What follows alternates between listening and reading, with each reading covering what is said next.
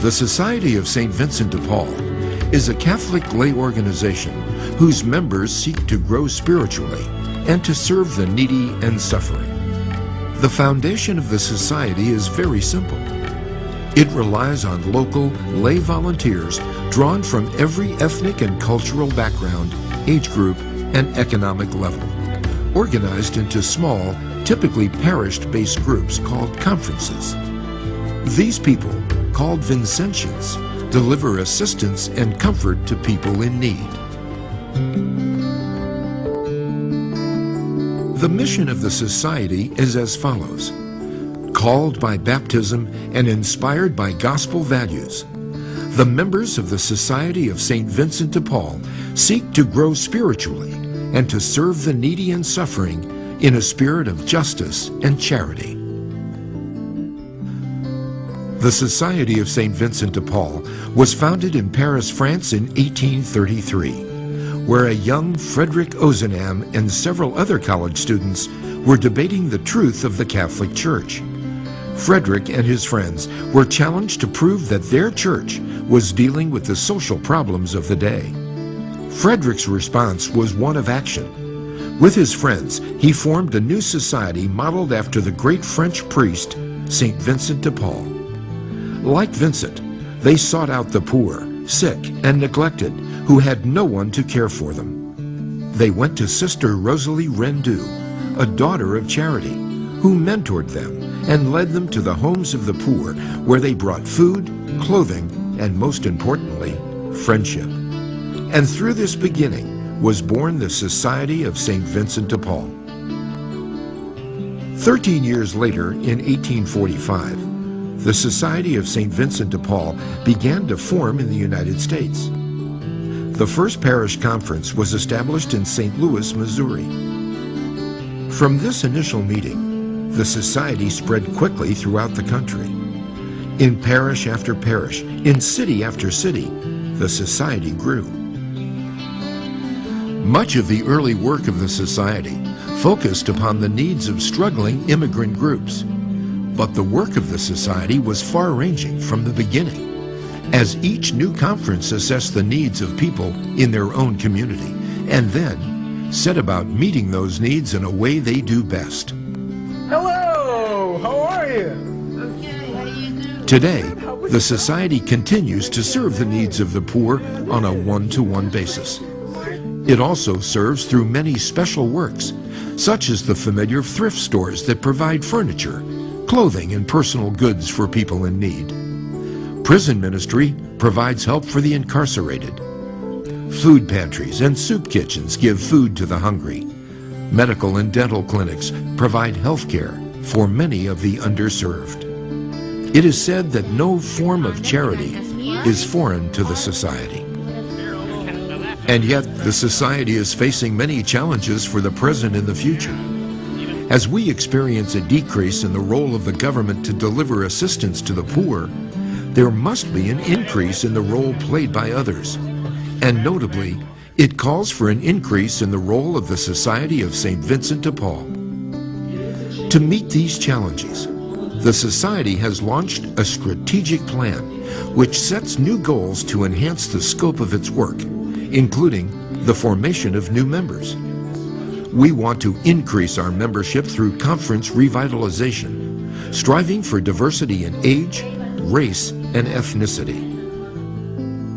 Advocacy for the poor is a priority. This lobbying effort, called the Voice of the Poor, encourages us to become effective national and local advocates for the rights and needs of those people who are poor. Taking care of the emergency needs that a family has for food or clothing or making sure there's electricity or heat in the home, that's the short-term advocacy role. And the long-term advocacy role is to take care of looking at these kinds of social policies that are creating those kinds of problems and what can be done to change those. Another goal is to increase communication both within the Society and to the public. Internally, we can learn much from each other.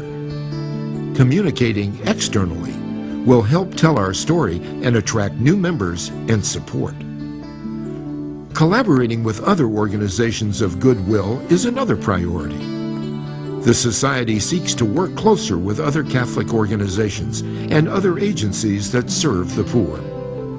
Through our twinning program, conferences are able to share their resources with other conferences that have a greater need. The Society is also reaching beyond the borders of the United States through international twinning, whereby our conferences are able to help support the activities of conferences in least developed countries. This International Society of Friends is less than 200 years old, yet has a membership of over 700,000 worldwide. More than 120,000 of those members are here in the United States, where we spend over $300 million a year assisting 15 million needy and poor. Although the Society of St. Vincent de Paul is renewing itself to meet the challenges of today and tomorrow, the most important characteristics of the Society remain unchanged.